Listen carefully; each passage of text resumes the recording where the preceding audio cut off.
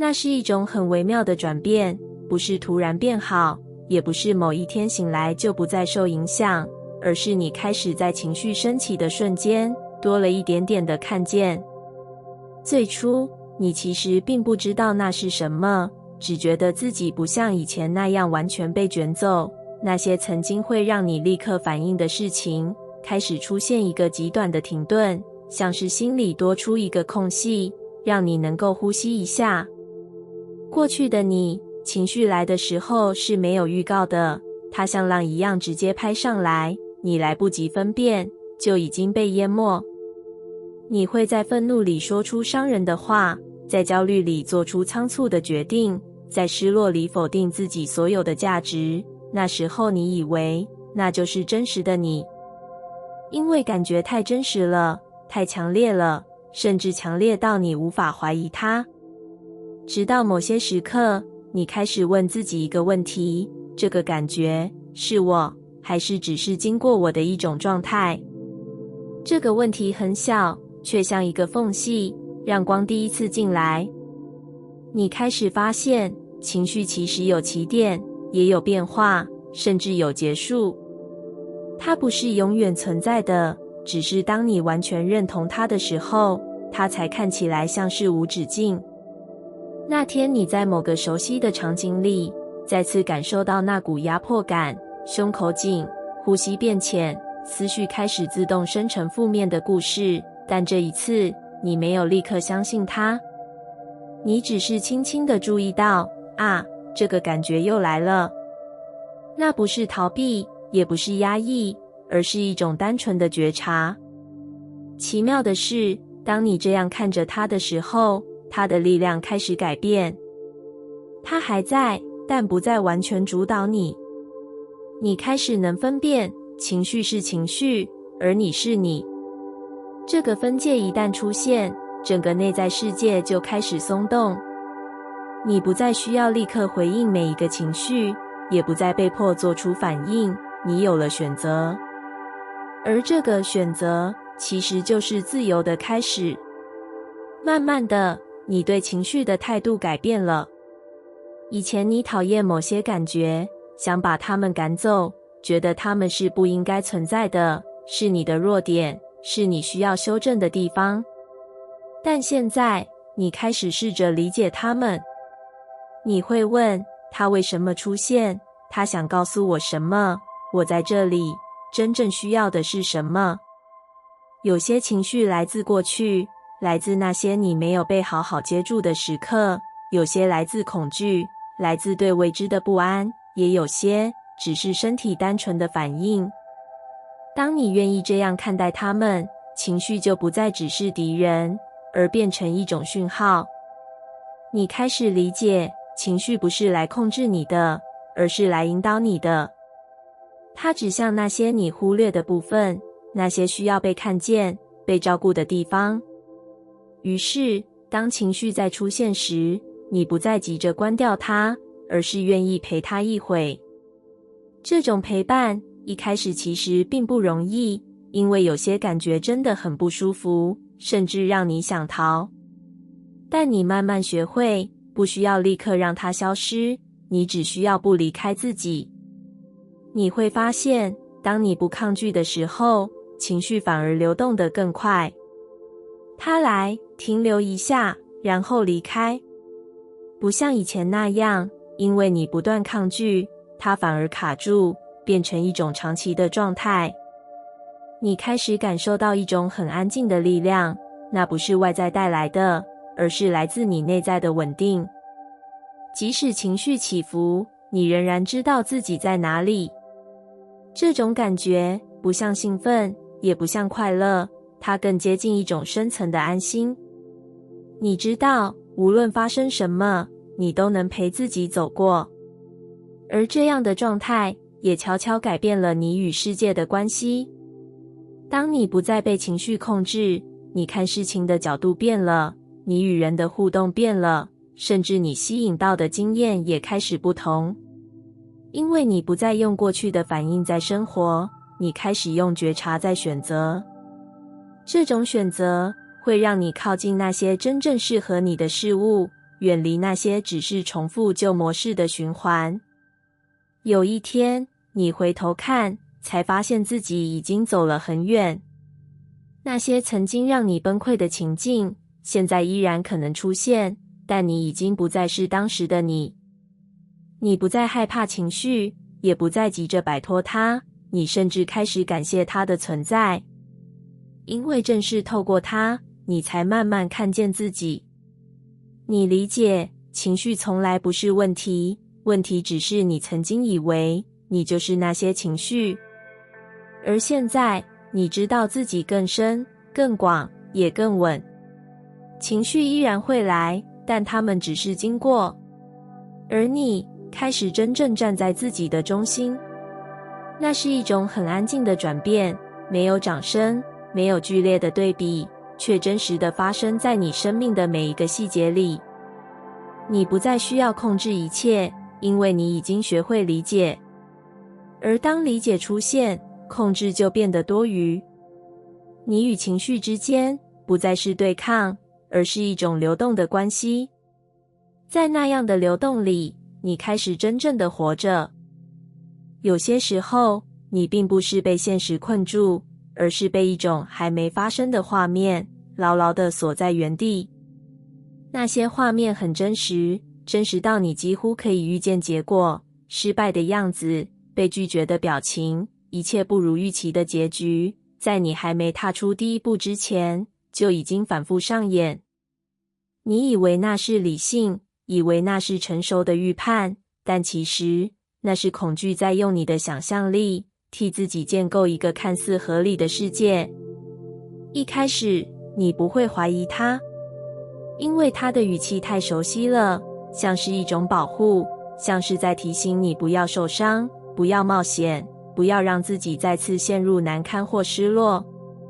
于是你停下来，选择安全，选择不尝试，选择把可能性关在门外。那一刻，你觉得自己避开了风险，却没有发现，你同时也避开了成长。恐惧并没有真的离开，它只是安静地待在你心里，等着下一次，用不同的理由再次出现。直到有一天，你开始对它产生一点点好奇。不是因为你变得勇敢，而是你开始疲惫于一再重复的停滞。你隐约感觉，如果一直这样下去，生活会变得越来越狭窄。那时候，你没有立刻改变什么，你只是问了一个问题：我现在害怕的究竟是什么？这个问题让你第一次不是逃开恐惧，而是转过身，看着它。你发现，恐惧其实并不是单一的存在，它里面藏着很多层。有的是对失败的担心，有的是对他人评价的在意，有的是过去经验留下的阴影，也有一些只是对未知的本能反应。当你慢慢拆开它，你开始理解，它不是来阻止你，而是来提醒你，这里对你来说很重要。因为重要，所以你才会害怕失去，因为在意，所以你才会担心结果。这样的理解让你的内在出现了一点松动。你不再急着把恐惧赶走，也不再把它当成敌人，你开始试着与它共处。那并不意味着你不再害怕，而是你开始在害怕之中，仍然保有一点清醒。有一次，你站在某个需要选择的门口，熟悉的感觉再次出现，心跳加快，思绪开始告诉你各种最坏的可能。但这一次，你没有立刻退后，你只是静静地感受那份不安，然后轻轻地对自己说：我知道你在保护我，但我想试试看。那不是一种强迫，也不是对抗，而是一种带着理解的前进。你还是会犹豫，还是会紧张，甚至在行动的过程中，依然会有想要放弃的念头。但你没有停下，你带着恐惧一起走，而不是等它消失才开始。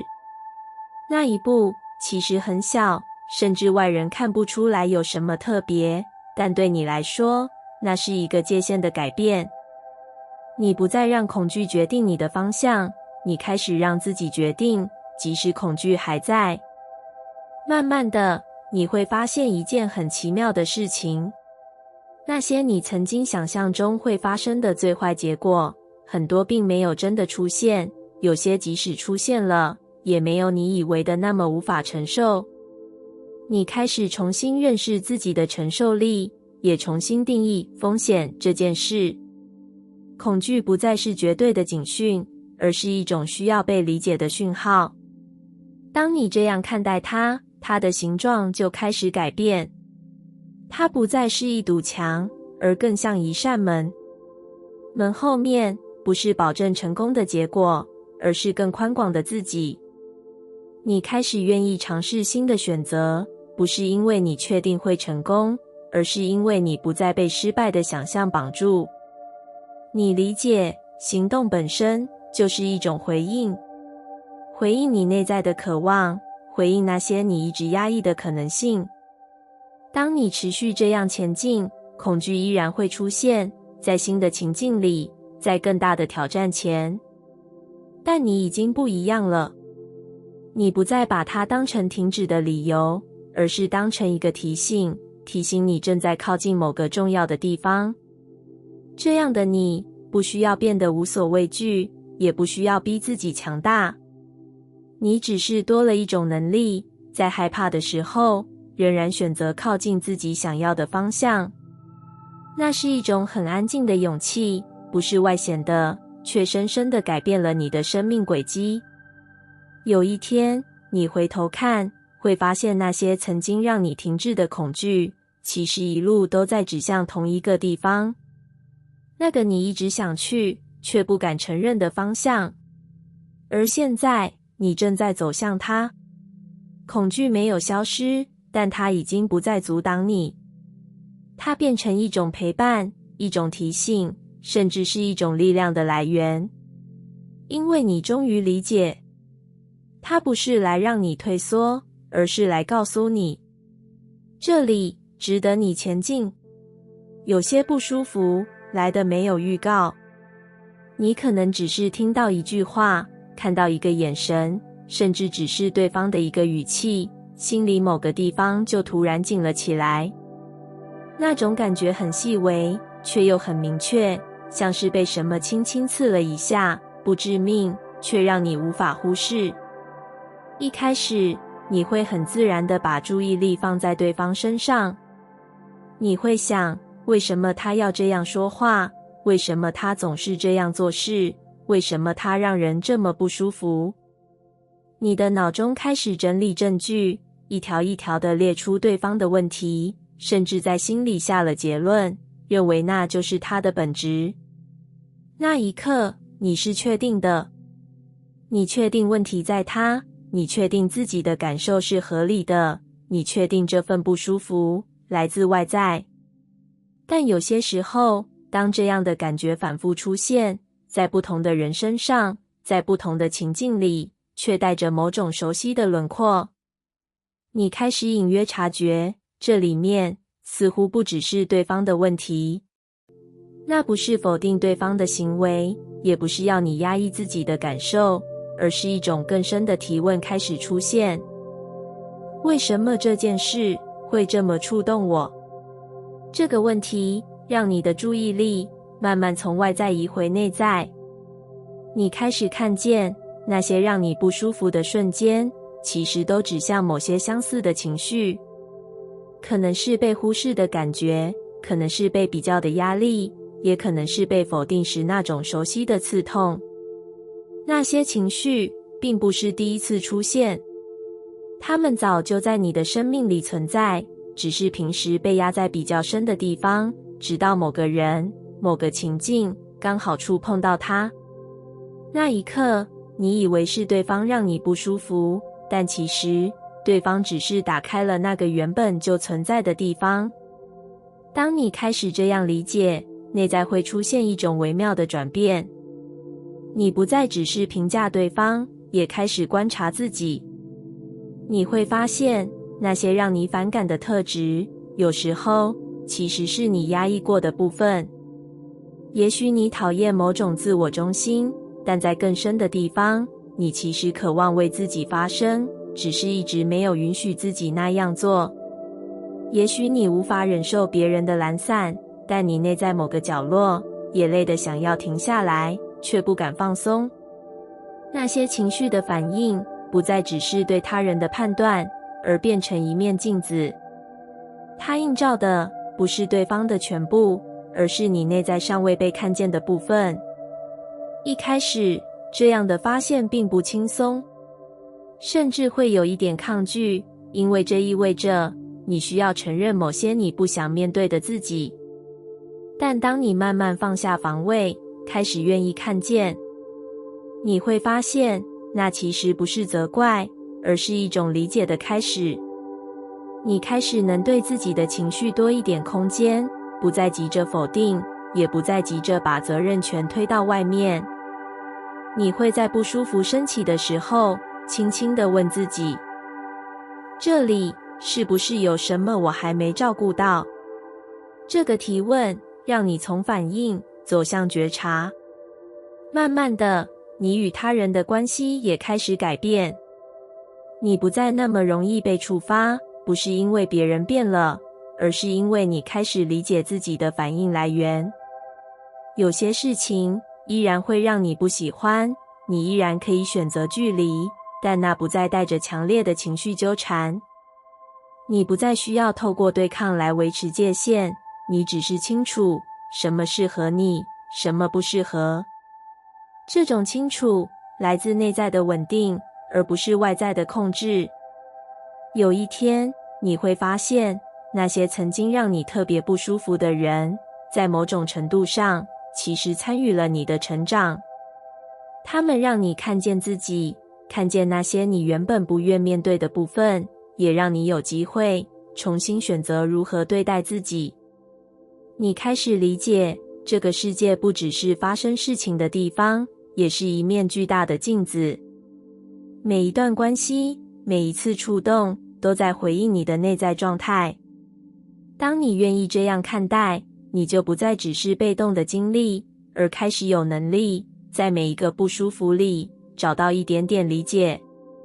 而那一点点理解会慢慢扩大，它会让你对自己更诚实，也更温柔。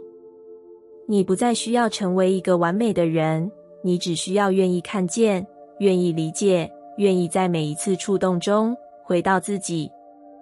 那些让你不舒服的人，不再只是问题的来源，而变成一种提醒。提醒你还有哪里值得被看见。而当你真的看见了，那些不舒服就不再只是刺痛，它会慢慢转化成一种清晰，一种更靠近自己的力量。有些声音不是从外面来的，却比任何评价都更锐利。它们出现在你最安静的时候，没有预告，也没有形体，却能在一瞬间让整个世界变得狭窄。你可能只是做错了一件小事，或是在某个瞬间不如预期，那些念头就开始出现，一句接着一句，没有停顿。你怎么又这样？你是不是根本不够好？别人都可以，为什么只有你不行？他们的语气很笃定，像是在陈述一个早已确定的事实，而你很少质疑他们。因为这些声音太熟悉了，熟悉到你甚至以为那就是你自己。于是你开始相信那些评价，相信那些否定，相信那种不断重复的失败感是真正的你。那时候，痛苦变得很难逃开，因为不管你走到哪里，那个声音都跟着你，在你心里不停地说话。你可能试着转移注意力，让自己忙碌，让外在的事情填满空间，但只要一安静下来，那些念头又会浮现，像水面下的暗流，一直都在。直到某一天，你开始产生一个微小的怀疑，那不是对世界的怀疑，而是对那些声音本身。你忽然意识到，如果这些声音真的是我，那为什么我可以听见它们？这个问题像一道很细的裂缝，让你第一次与那些念头产生距离。你开始看见，原来说话的声音和正在听的你并不是同一个位置。这样的发现不会立刻让痛苦消失，那些念头依然会出现，依然会带着情绪，依然会让你不舒服。但你不再完全被它们吞没。你开始能在某个瞬间轻轻地停一下，然后注意到，这只是念头。这4个字没有否定，也没有对抗，只是一种标记。当你这样标记它的时候，它的重量开始改变。你不再需要与它争辩，也不需要证明它错了，你只是看见它，让它存在，同时不再把它当成唯一的真相。慢慢的，你会发现，那些让你痛苦的念头其实有固定的模式。他们喜欢用绝对的语气，喜欢放大错误，忽略所有已经做得好的部分，甚至会把一件小事延伸成对整个自我的否定。当你看清这些模式，你开始理解，这些声音并不是在描述真实，而是在延续某种习惯。可能来自过去的经验，来自曾经被说过的话，来自你为了保护自己而建立的内在机制。它们曾经有它们的作用，但现在不一定还适合你。这样的理解让你不再那么害怕它们的出现。你开始允许念头来，也允许它们走。有时候，它们还是会很大声，甚至让你短暂的再次相信。但你会更快的回来，回到那个可以观看的位置，回到那个知道自己不只是念头的地方。这个位置很安静，它不需要证明什么，也不急着改变什么，它只是存在，稳稳的在那里。当你越来越熟悉这个位置，你与念头的关系就开始转变。它们不再是主导者，而变成一种经过的内容。你可以选择要不要跟随，要不要相信，甚至可以让它们存在，却不让它们定义你。有一天，你会在某个原本会让你陷入自我否定的时刻，突然发现，那些声音还在，但你没有再掉进去。你只是听见，然后让它过去。那一刻，不会有强烈的胜利感，也不会有戏剧性的转折，但你会感觉到一种很细微的自由，像是某个长久以来的束缚松开了一点点。你开始明白，你不是那些念头的集合，也不是那些声音的总和。你比它们更大、更宽，也更深。那些让你痛苦的念头，只是经过你的其中一部分，而不是全部的你。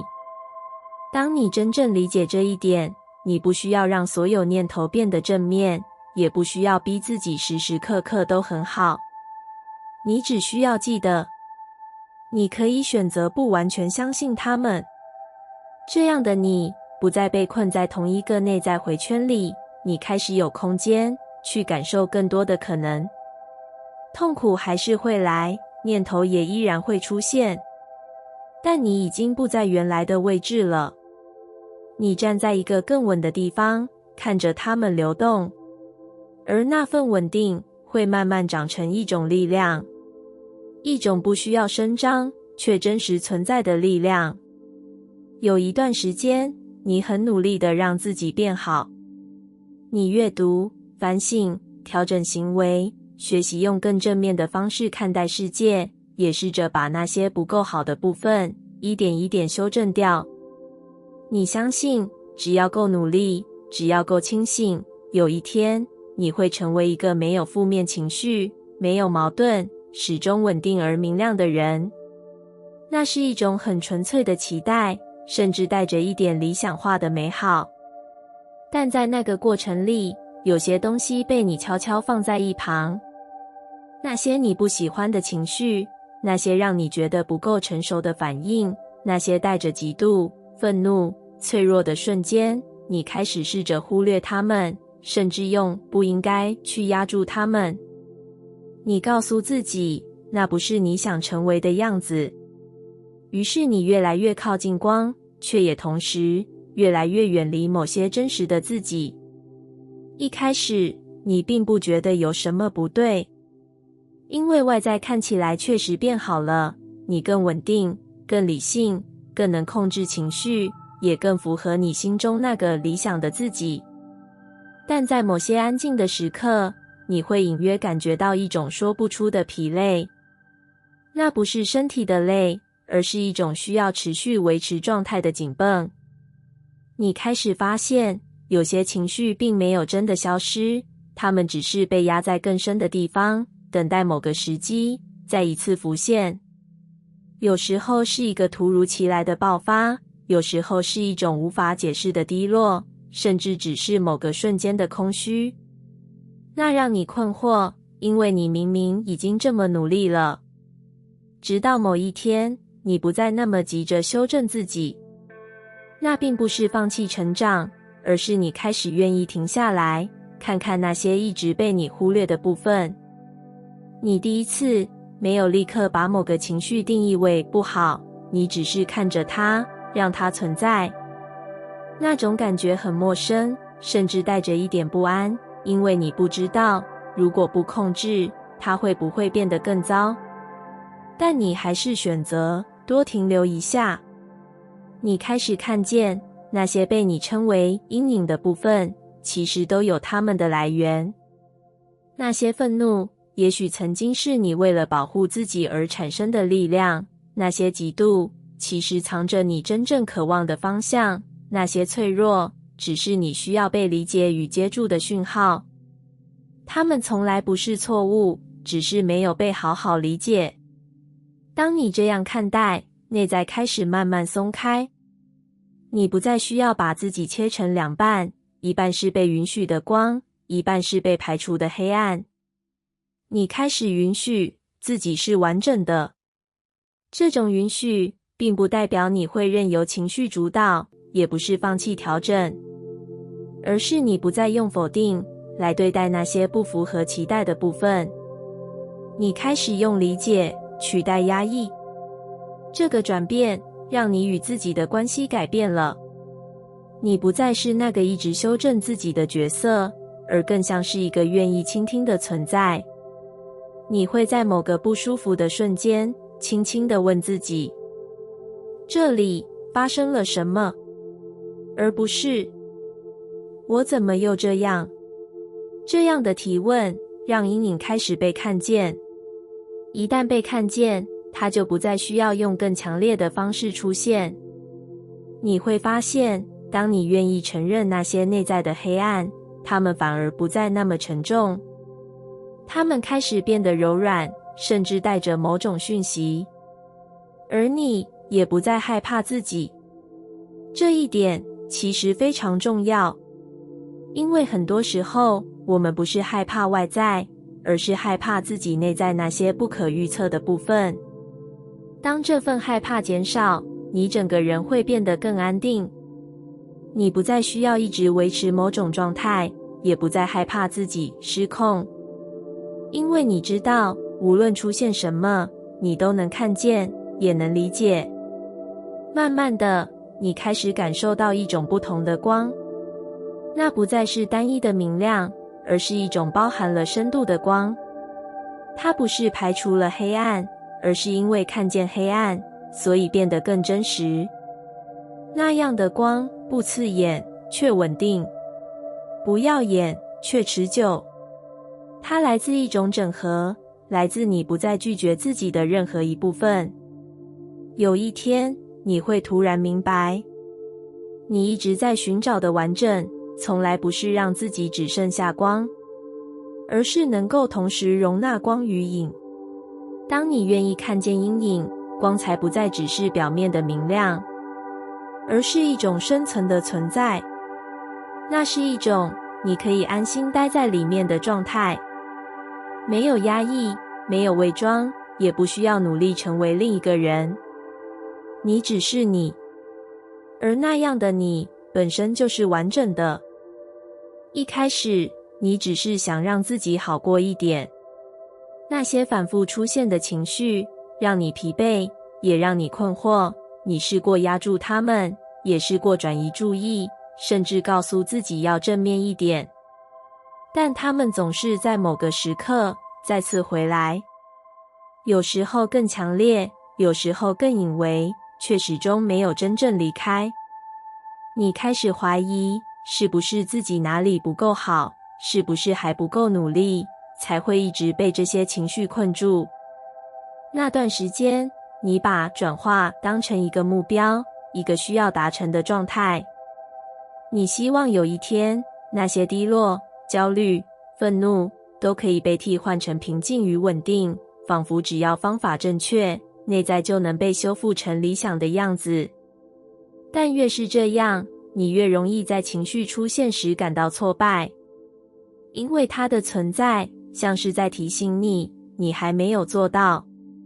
直到某个时刻，你开始有一点不同的感受，那不是突破，也不是顿悟，而是在一次熟悉的情绪里，你没有立刻想要改变它，你只是停下来，稍微感受一下那个正在发生的状态。你注意到身体的反应，注意到思绪的流动，注意到情绪的起伏，而没有急着给它一个结论。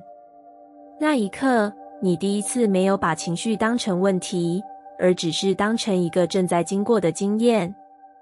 这样的停留一开始很短，甚至只有几秒，但它打开了一个不同的可能。你开始发现，当你不急着改变情绪，你反而更容易看懂它。你会看到，每一种情绪其实都有它的结构，它不只是单纯的感受，还包含了想法、记忆、期待，甚至某种尚未被满足的需要。当你开始这样看，情绪不再是模糊的一团，而变得有迹可循。你会发现，焦虑的背后常常是对未来的不确定与对失去控制的恐惧。愤怒之下，往往藏着界限被越过的感受，或是某种被忽略的委屈。而那些低落的时刻，有时只是身心需要休息，或是在提醒你，某些方向已经不再适合。当你开始理解这些，你的态度慢慢改变了。你不再急着把情绪转换成另一种状态，也不再把它当成需要被修正的错误。你开始愿意先看懂它。这种理解本身就是一种转化的开始。因为当情绪被看见，它就不再需要用更强烈的方式提醒你。它会慢慢变得清晰，也慢慢变得可流动。你会发现，有些情绪在被理解之后，会自然地松开，甚至在你还没意识到的时候，就已经转变成另一种感受。不是因为你刻意做了什么，而是因为你没有在阻挡它。这样的经验让你开始重新认识转化这件事。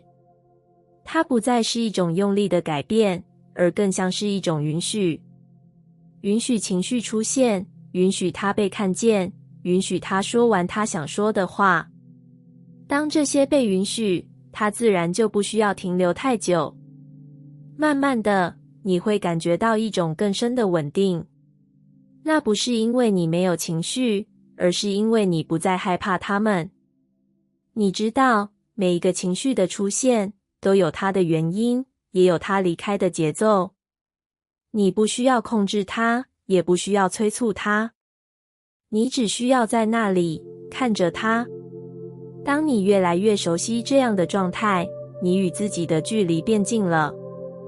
你不再透过对抗来面对内在，而是透过理解来连结自己。这样的连结会让你在外在的世界里也变得更加稳定。你做选择时，不再只是依据一时的情绪反应，而是能看见更完整的脉络。你与人的互动也不再那么容易被牵动，因为你知道，情绪来时，你有空间去看懂它。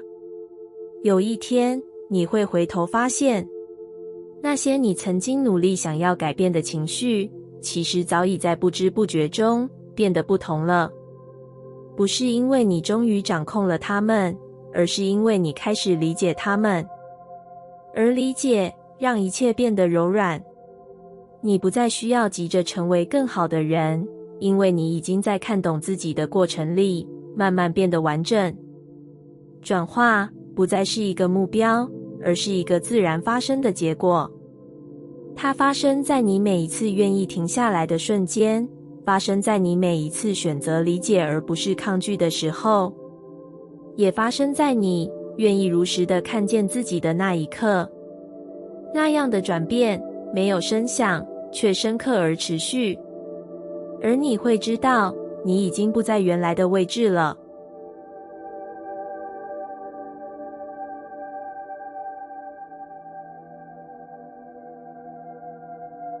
感谢你听完我的影片。如果你觉得影片有帮助到你，欢迎点赞并订阅我的频道，让我可以持续与你分享。也可以在评论中留下你的想法和经验，或是将影片分享给你的亲友。再次感谢你的收听，我们下次再见。